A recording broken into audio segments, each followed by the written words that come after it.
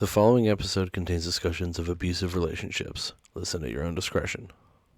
It is Monday, the 2nd of December, 2024. My name is Pigeon and this is my song of the day.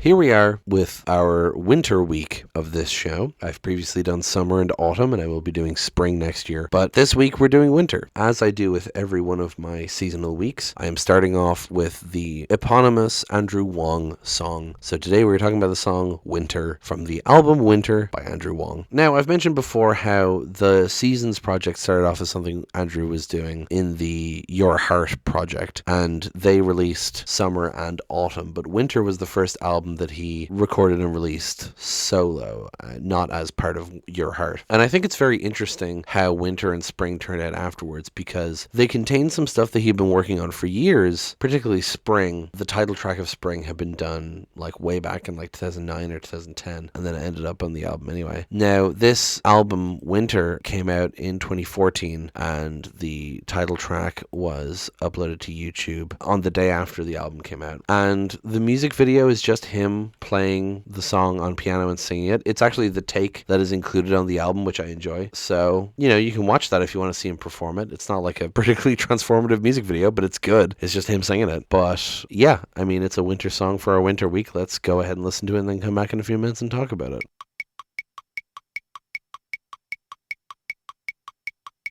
And that was Winter by Andrew Huang. Fuck, I love that song. I can be kind of up and down on Andrew Huang. I mean, his work is so prolific that there's going to be projects you like more than others. And I like a lot of stuff across his Seasons project. I think I said before that Summer is probably my favorite album out of all of them. I think Spring is the most mixed bag for me. There's some songs on it I really like, and there's some that I could take or leave, But Winter, I really, really love. And Winter, the song, is definitely my favorite of the title tracks. I mean, I like all of them, obviously, but this song in particular is my favorite of the title tracks. It's just such a perfect capturing. I mean, they all capture the energy very well, but like Summer is like fun and jaunty and upbeat, it feels like summer. Autumn, I suppose it's autumnal in the way that it's like it's a rocker, but it's also like minor key, But Winter, just being Andrew singing with an out of tune piano, is perfect. It feels like shivering, but also it feels like a warm fire. You know what I mean? And so I really love this song and how it feeds into the winter theme. Now, what's the song about? Well, I feel that's up to interpretation. The song uses a lot of death imagery, and you could certainly interpret it as being about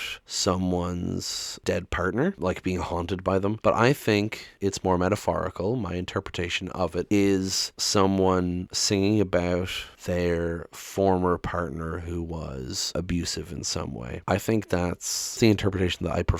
I say as if I've ever seen anyone interpret this song. That's how I've always thought of it. We'll talk about it as we go. And speaking of as we go, let's talk about it. I have a long way to go on my knees in the rain and snow, with fire and war eating up the life around me, but I don't hear them make a sound. We have a long history, and I don't think that she misses me, but every day I stop my trudging on to write these little nothing songs of love, to write these little nothing songs of love. So, I have a long way to go on my knees in the rain and snow. Immediately, wintry imagery, of course. Fire and war eating up the life around me is really interesting, but I don't hear them make a sound. So, to me, it sounds like he's talking about going through this desolate landscape while, like, everything is being destroyed around him, but he doesn't hear any of it. And so it's kind of this idea of him being so isolated and hyper-focusing on this one thing, right? This despair that he's feeling. We have a long history, and I don't think that she misses me. That's a really interesting pair of lines there. We have a long history. Could mean anything. It could be positive. It could be negative. But then I don't think that she misses me implies negative. It's really interesting that he says, I don't think she thinks about me anymore, right? But every day I stop my trudging on to write these little nothing songs of love. I love the rhythm of this. I mean, I love a song like this that doesn't have a chorus. It just kind of goes. Yeah, I really like this couplet here of every day I stop my trudging on to write these little nothing songs of love. He's talking about like moving through this desolate landscape, but every so often he stops to write these little nothing songs of love is a really interesting phrase. I think he's saying that like he's writing these songs still because he still feels this love, but it's nothing. They're not never going to mean anything. They're never going to be anything. They're never going to be important. It's interesting that he says that on a song that he of course releases, especially one so bare bones. It makes sense that he would think of this as a nothing song of love, if that makes sense. And then then we get the next bit. It's cold when she reaches out, a bony arm pushing through the ground to grab my wrist and drag me down to see her, to ask if I could only free her from the box I buried her in. I say it's not that I don't miss you, I just know that if I kiss you, you'll turn me into someone I don't want to be. So, it's cold when she reaches out. Cold, of course, being a wintry sort of word to use, but here it's talking about like feeling cold, like emotionless, like, or careless, right? It's cold when she reaches out. It doesn't feel like she's genuinely reaching out to like check on me. It feels cold. A bony arm pushing through the ground. So immediately that makes me think of the Corpse Bride, but like, a skeleton hand pushing through the ground to grab my wrist and drag me down to see her. So dragging to hell, right? And this is where you can kind of think of it as being a dead partner, think of it being a ghostly, like trying to remind the person of the dead person, or even saying like wanting to die to be with them again. But I still prefer the interpretation of it being dragged back into an abusive relationship. So saying like a bony arm pushing through the ground to grab my wrist and drag me down. Saying wrist, I mean, it's a control thing. It makes me think that they're saying this person is trying to bring me down to their level again, to ask if I could only free her from the box I buried her in. So like,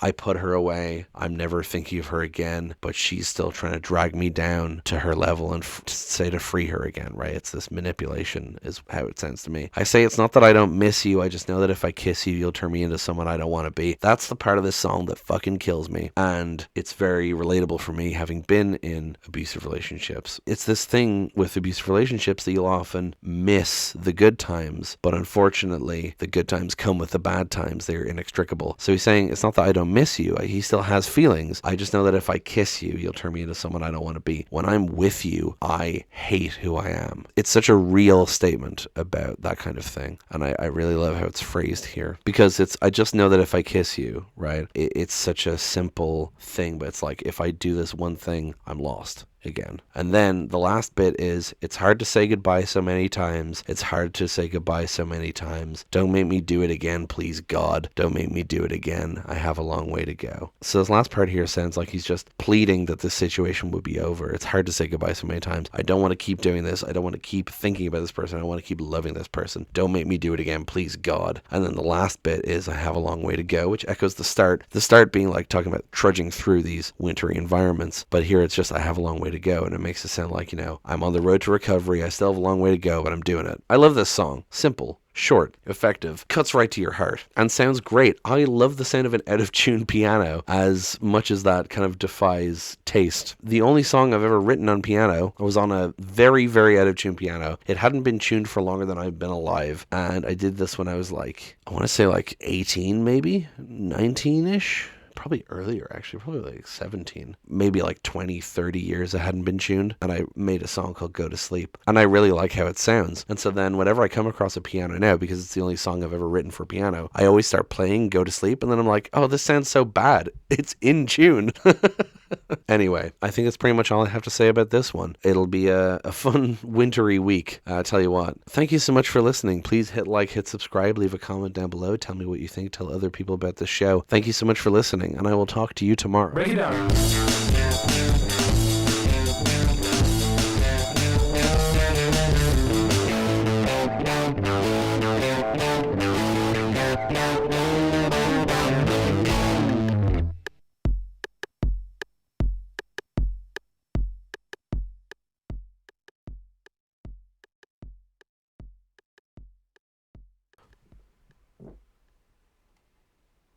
Oh, I have no idea if that fart pit was picked up by the microphone. Do do do do do. Wears me out. That's the interpretation. That's